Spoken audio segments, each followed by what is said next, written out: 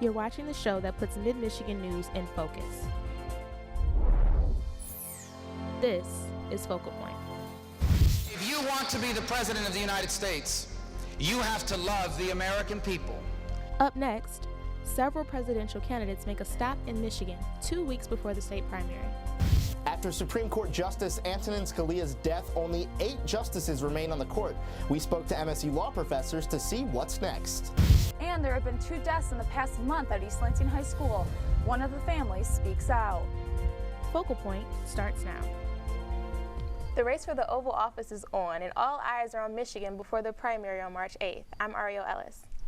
And I'm Itanese McMiller. Welcome to Focal Point. Several candidates are making their way through the state. And Focal Point's Kit Cooney joins us now with more on Republican candidate Marco Rubio's trip to Grand Rapids this week. That's right, ladies. Senator Rubio came to Michigan spreading his message that he is in the race for the long haul. We head out to his rally in Grand Rapids to hear what he and his supporters have to say. Time for us to act is now. And so I am asking you 2 weeks from today to go out and vote for me. I'm asking you to vote for me. This past Tuesday at Lax Enterprises in Grand Rapids, Senator Marco Rubio told his supporters that he has every intention of getting the Republican presidential nomination. Because we don't just want to win the Michigan primary, we want to win Michigan in the general election. He talked about many things, but focused some of it on issues important to students. 3 years ago, I still had over $100,000 in student loan debt. Rubio is a person who had student loan debt. He is a relatable person to that student vote. High school junior Devin Humphreys has been campaigning for Senator Rubio for the past several months. I will not be able to vote, but I will be making calls vigorously for the next few weeks and months. But it's not just student loans that Rubio has dealt with. He also spoke about the struggles his family has faced. I grew up paycheck to paycheck. I have lived paycheck to paycheck. But he managed to crack some jokes. We are even going to campaign to people that are fans of Ohio State. Everyone. His supporters, of course, loved what Rubio had to say. Very powerful. I think this is really just about inspiring people. I think that's what he did. Not everyone in the audience has their vote set in stone. Not at the moment, no. I'm still undecided. Senator Rubio doesn't seem to mind. You elect me, I will work every day on behalf of everyone, even the people that don't vote for me. Even the people that don't like me, even the people that say nasty things about me on Twitter, I will cut their taxes too. In Grand Rapids, Kit Cooney, Focal Point News. Meantime, John Kasich also made an appearance connecting with students at Grand Valley and here at Michigan State. Focal Point's Connor Hansen was there to see the Ohio governor try to win over young voters.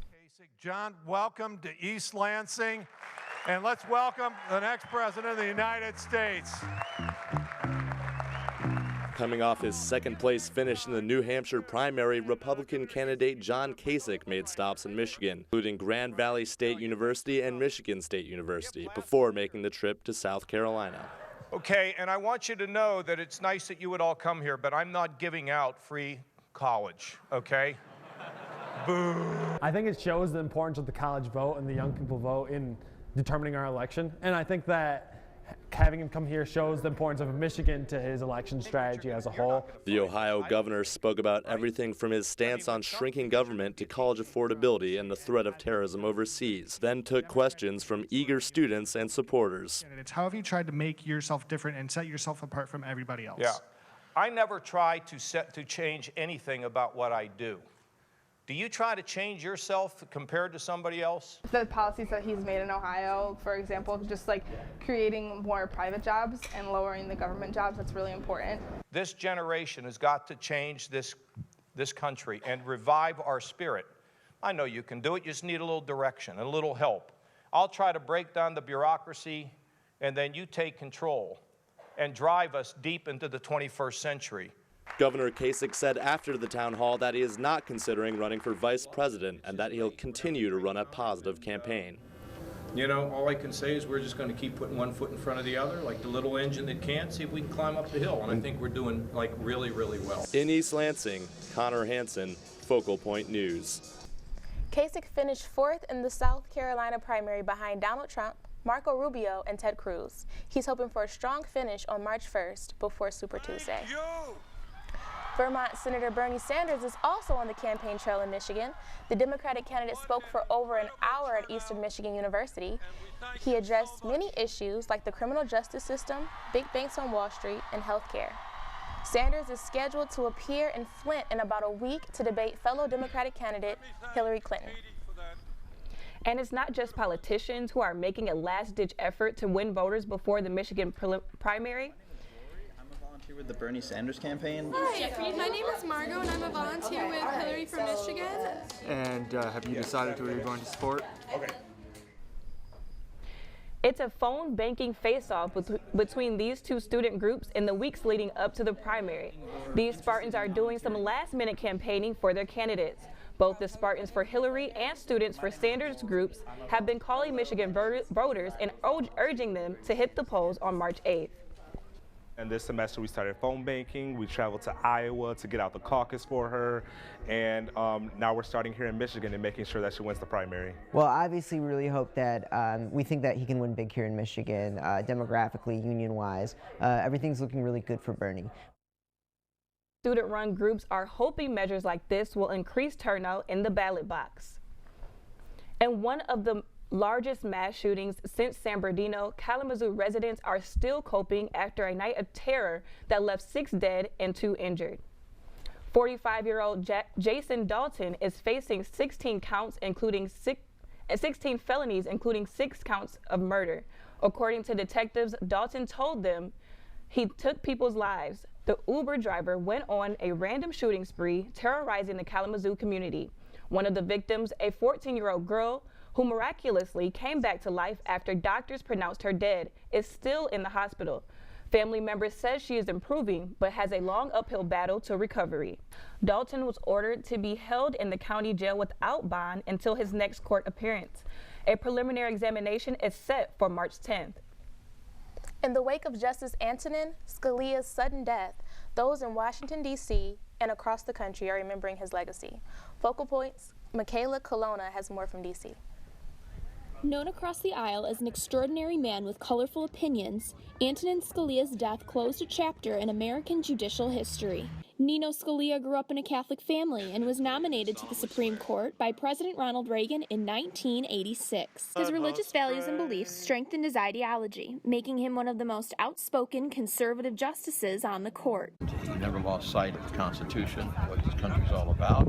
But when news of his death hit the media, residents from the D.C. area and beyond came to pay their respects. When I followed the career of Justice Scalia, I thought he was an exceptional man, wonderful justice, and I just wanted to show my respects. Scalia's body laid in repose in the Great Hall of the Supreme Court and received both private and public visitors. We had the guard, a couple of police officers there, and they had the casket draped in the American flag. You know, it's a pretty surreal experience. And you can see from the lines forming behind me just how influential Justice Scalia was, not only on the court, but to the nation as a whole. And we'll see in the next couple of months just what kind of impact his death has on all these really important cases that are going to be argued. Scalia voted with his conservative colleagues on most cases that appeared before the court, but some are now worried that the bench may find itself locked in 4-4 decisions. That balance, without that other justice there, that balance is very tenuous. It'll go back to the lower courts. While others see his death as a landmark event and the end of a conservative era. In Washington, D.C., Michaela Colonna, Focal Point News. The Supreme Court opened its first session this week without Scalia. His chair will remain draped in black for 30 days. While the nation mourns the loss of Justice Scalia in Washington, the question moving forward becomes, will the Senate confirm a new nomination in the election cycle? Daniel Hamburg spoke to the state law professors to find out how all this might play out. With 8 justices left on the U.S. Supreme Court, there's a big divide among Republicans and Democrats in this election cycle. Justice Scalia's death throws things into turmoil. Republicans argue the next president should nominate the next justice, hoping to avoid a liberal choice from President Obama. MSU law professor Michael Lawrence says politics tends to be a big part of the process. We would hope that the U.S. Supreme Court is totally above politics. In fact, it is influenced by it. While judges are supposed to rule on the interpretation of the Constitution, different judicial philosophy from both sides of the aisle play a role. That makes a huge difference on the court in terms of the types of cases that are heard by the court and how the court decides those cases. MSU law professor Brian Kalt says nominations by different parties can lead to liberal or conservative results. Constitutional law has so many different ways that you can approach it. The Constitution says the president has the right to nominate a justice when there's a vacancy, and with the president in office for 11 more months. The president can nominate whoever he wants, and everyone agrees that that means that the president can single out people who are liberal. By the same token, the Senate can vote yes or no, however they want. Kalt says it's designed to be a political process. It hasn't always been the case that constitutional law has had all of these different approaches that could lead to such different results. But that is the case now, and so that's where the battle lines are drawn. Whether or not President Obama's nomination goes through, the Senate will have to do hearings because it's their constitutional obligation to do so. In East Lansing, Daniel Hamburg, Focal Point News.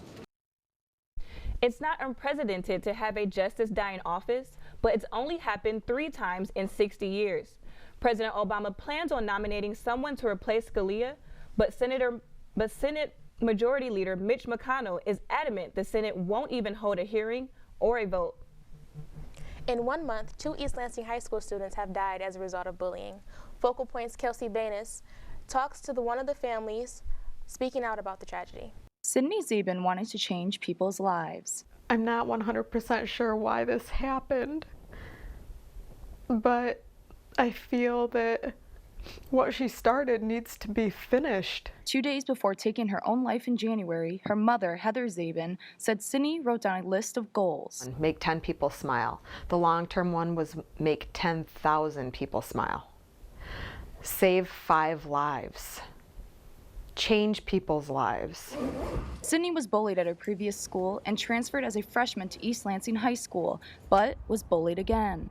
When your child is the victim of bullying and you go to them about it, school officials, they never tell you what happens. Sydney started a new medication for ADD in 2015, and one day the side effects caused her to break down in class. Another student captured the episode on video and sent it around school. I have no idea if that kid got in trouble or suspended or what even happened to them. You don't even know if their parents were called. While officials at East Lansing High School did decline to speak, we did find their anti-bullying policy online. As a parent that has, a child that's being bullied, you want to know that the situation was dealt with. Well, since about 2011, every school, public school in the state of Michigan must have an anti-bullying policy and anti-harassment policy. They are wristbands for Matt. Kevin Epling is co-director of Bully Police USA and has been a parent advocate for anti-bullying since 2002, when his son took his own life. What we have right now with these unfortunate incidents is the opportunity to review those policies, what has been done, what maybe hasn't been done, and what should we be doing in the future. To stop the silence and help end the violence. Other than having a policy, one of the biggest tools available is the OK to Say program. It's a texting, web, email, phone system that if you think something's happening in your school, you can actually send an anonymous report. For Sydney, it may be too late to help her, but friends and family want to help others and have honored her with a foundation called For Sydney's Sake,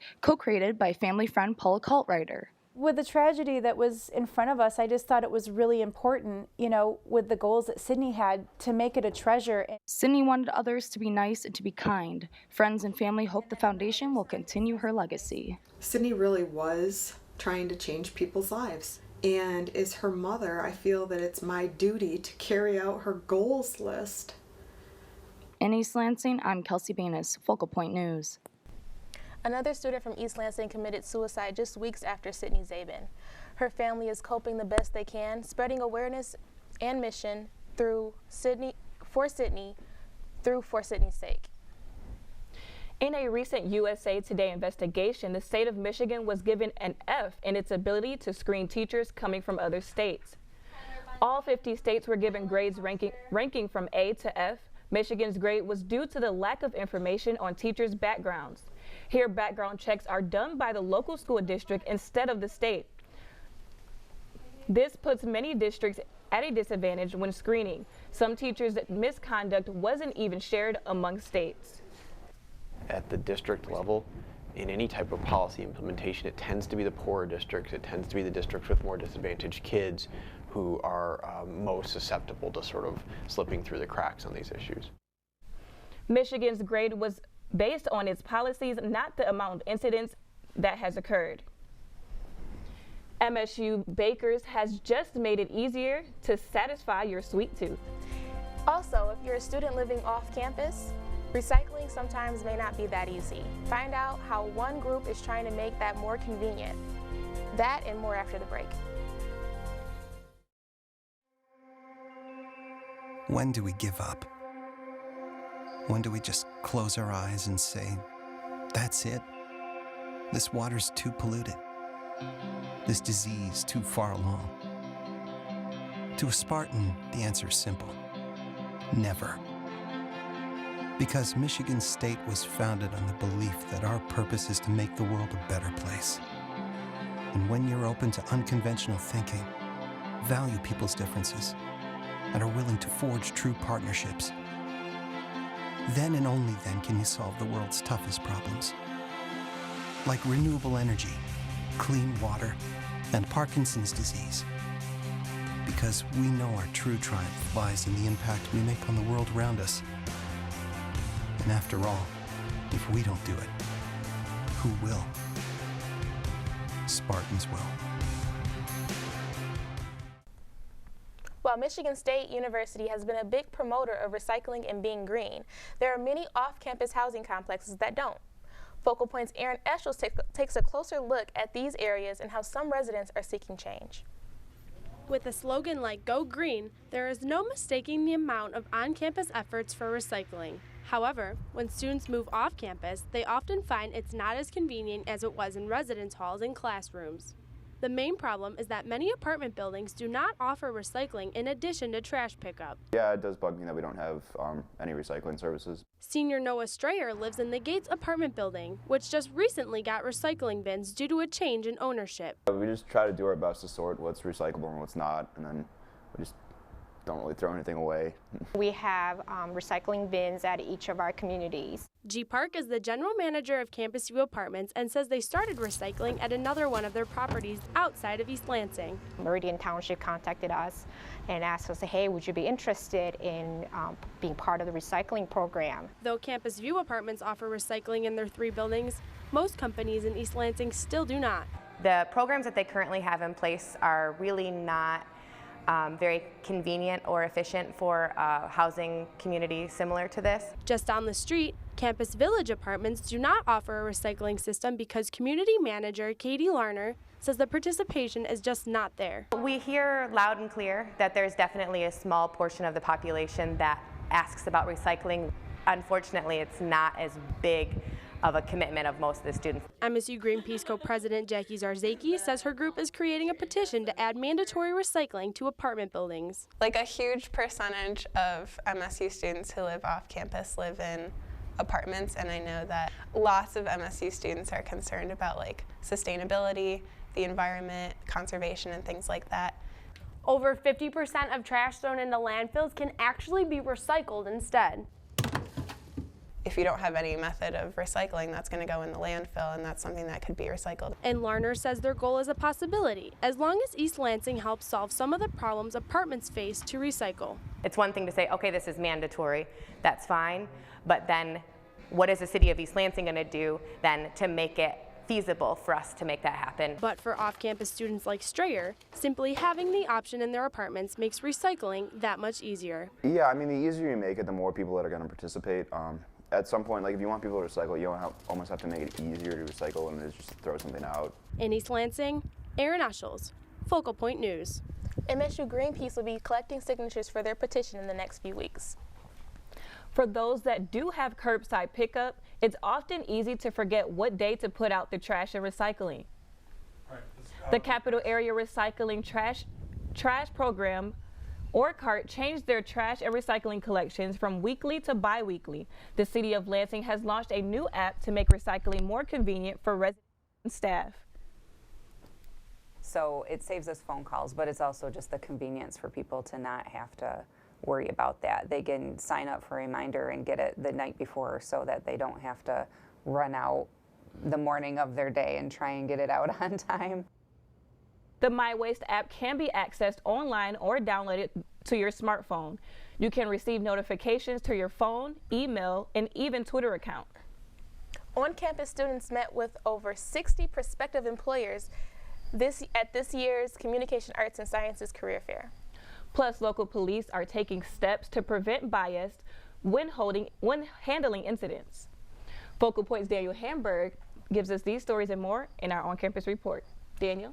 That's right. The MSU Police Department has begun a new training program to combat bias. The new Inclusion and Anti-Bias Unit includes police from local departments, students, and community members. They hope to recognize their implicit bias, an unconscious bias, they might not be aware of when dealing with certain situations. The presentations are given by Dr. Nicole Buchanan of MSU's Department of Psychology, and the unit is led by MSU Police Sergeant Florine McLaughlin-Taylor. We realize that we can't change individuals, but we can make them aware of what some of their biases are. The unit has held about 20 meetings since it began in December, and over 250 people have participated. MSU's College of Communication Arts and Sciences held one of their biggest interactive career fairs. Students filled the halls in search of both internships and full-time employment.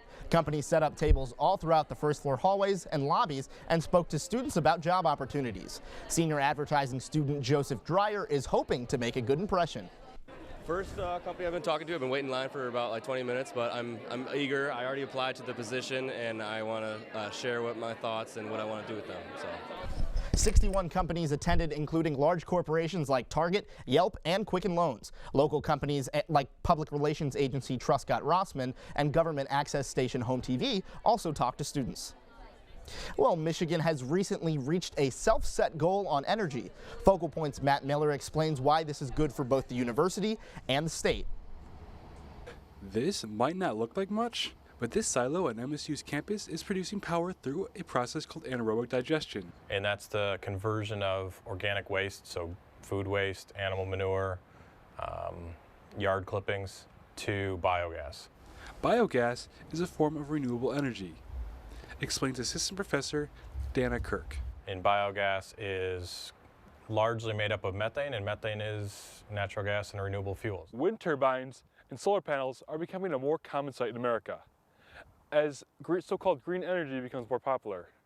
In fact, the state of Michigan recently exceeded a self-set milestone for renewable energy. The standard applies to all energy providers, electric providers in the state of Michigan. Judy Palno is a spokeswoman for the Michigan Public Services Commission. In 2015, are projecting that Michigan will not only meet the standard but exceed it. There was also one surprise in increased renewable energy. So far we've been able to do it, I think, efficiently, and it hasn't had a tremendous impact on the utility bills of consumers. The most recent contracts that have come into the Public Service Commission have been for under $45 per megawatt hour, which is unheard of. Energy from renewable sources is cheaper, which is leading to lower energy bills. And there are plans for renewable energy to grow. There's another target of 15% in either 2020 or 2025. But Michigan's legislature is still talking about what are the next steps for Michigan energy. We don't really know where this will head, but as we like to point out, the turbines have been built, the solar panels are in place. And so is Michigan State's anaerobic digester. In East Lansing, Matt Miller, Focal Point News. Palno said a recent ruling would require states to use more renewable energy.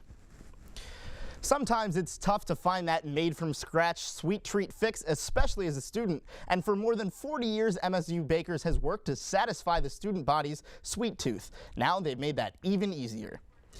That straight from Grandma's kitchen taste can be ordered directly from the MSU Bakers' new updated website. The website was revamped with the MSU parent in mind.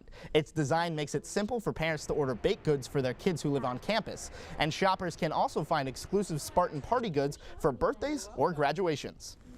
My favorite part is knowing that the things that we do on that website are very important to people, even though it's just a decorated cake. It's not really just a decorated cake. It's something special for somebody's event. For a $2 fee, MSU bakers will deliver orders to students on campus. Otherwise, orders can be picked up for free between 6 a.m. and 4:30 p.m. You can also find them at 220 Service Drive. Disney Musicals donated $100,000 to the Wharton Center, helping to start sustainable musical theater programs in Title I schools. 4 schools are currently involved, 2 in Lansing with Chinese and Spanish immersion programs, and 2 schools in Flint. The 17-week program is designed to help 3rd through 5th graders learn and gain confidence through music and dance. 7 through 10, that's a time when children start to let go of possibilities and they start to sort of close off a little bit the dreamer side of themselves, and that's absolutely why we're trying to catch them at this age.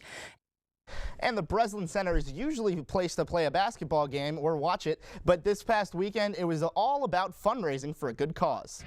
About 150 people came out for the first annual Climb for Kids, a stair climbing competition benefiting the Children's Miracle Network. Climbers hiked 24 flights of stairs and raised nearly $2,000 for cancer research. And that's what's happening on campus. I'm Daniel Hamburg. Coming up, highlights from the 6th-ranked MSU basketball game against Wisconsin, and a milestone for women's basketball coach Susie Merchant. Plus, an opportunity for disabled athletes to get back in the game. Those stories next in sports.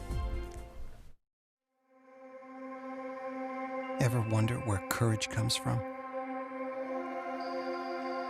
Where one finds the strength to believe in solutions that seem impossible? It takes a Spartan's will to understand that by working together we can solve the world's biggest problems, from renewable energy to fighting malaria. After all, if we don't do it, who will? Spartans will. The men's basketball team is on a 3-game winning streak thanks to the convincing wins against Ohio State and Wisconsin this week. The Spartans dominated against Wisconsin, leading from tip-off to buzzer. In true Izzo fashion, MSU conquered with a strong defensive force to the Badgers shoot 25% from the field in the first half. The Spartans entered the second half up by 9. Valentine continued to prove why he's one of the nation's best with 24 points, 10 assists, and 7 rebounds. He's the only player in this millennium to have 3 consecutive 20-point, 10-assist games. 7 of 11 Spartans that played contributed to 1 or more assists. Izzo credits the Knights' win not just to defense, but praises his team's willingness to pass. Probably the best footprint that should be laid is the unselfishness of this team. This has been this way all year now. It's been 27, 8 games, whatever we've played. They've almost averaged more assists each game than any team I've ever had. Coach Izzo was just recently nominated for one of the 14 finalists of the 2016 Naismith Memorial Basketball Hall of Fame. He's one of hundreds of candidates that were nominated. The final class will be announced on April 4th, the same day as the Final Four game in Houston. Think about some of the people that I know that are in there, and sometimes I say I don't deserve to be in with that group, and that's not humbly. That's real, and yet we've accomplished some great things thanks to the players that have accomplished them. The women's basketball team played in front of a packed pink crowd at the Breslin Center last Sunday with a big win over Minnesota in a crazy high-scoring game. It's the annual Play for K game with players and fans all wearing pink in support of breast cancer. As for the game, it was an intense battle as always with Minnesota's Rachel Banham. She went over 52 points and 9 for 13 from the 3-point range. But MSU countered with a stellar performance from star player Ariel Powers, who after taking that basket, get it in and take the foul. She had a 40-point performance as Michigan State wins in an insanely high-scoring game, 114 to 106. And afterwards, Coach Susie Merchant was honored for earning her 400th win. President Luana K. Simon and Athletic Director Mark Hollis both congratulated her for the milestone. Everybody knows it. You're just blessed to have players like Ariel, Tori, Randy. I mean, you're only as good as the kids that wear the uniform, at the end of the day. And so I guess I look at 400 wins as a long career and very blessed with some talented players. And on Monday, Powers was recognized as Co-Big Ten Player of the Week, alongside who else but Rachel Banham. Spartan hockey was just on the road this past weekend with a pair of games against Wisconsin. MSU won the first 4-3 and returned to the ice the following night with hopes of a series sweep. First period, MSU power play, Zach Osborne sends it in, and captain Michael Ferrantino is there to bury the puck. Spartans hold the lead until Wisconsin responds in the third period, tying the game 1-1. But not for long. Thomas Epling sees the Mackenzie McCachran wide open in the middle. He scores, giving MSU the lead 2-1. And with 23 seconds left, McCachran takes advantage of the empty net, putting the puck away, sealing the 3-1 win. Got great goaltending, great special teams play tonight, and up and down our lineup guys really stepped up. I thought it was a really gutty effort. And gets a break this weekend and will return home against Minnesota next Friday. The synchronized skating team is headed to national championships after a qualifying placement at the Midwestern Sectional Championships in Portland. The team beat their season's best by 22 points, and after months of practice and perseverance, this team is far from finished. They've been working hard on and off the ice at their practices 3 times a week. And after a rough start to this season, they are ready to kick some ice. We've realized we're just going to put everything on the table and just give it 150%. I mean, we might as well. Like, we've already kind of hit a low point in the season. Like, we can only go up from here, and, like, we're ready for it. Like, we've been working really hard. The team looks forward to finishing their season strong. You can catch them this weekend in Kalamazoo at the Wings Stadium Event Center.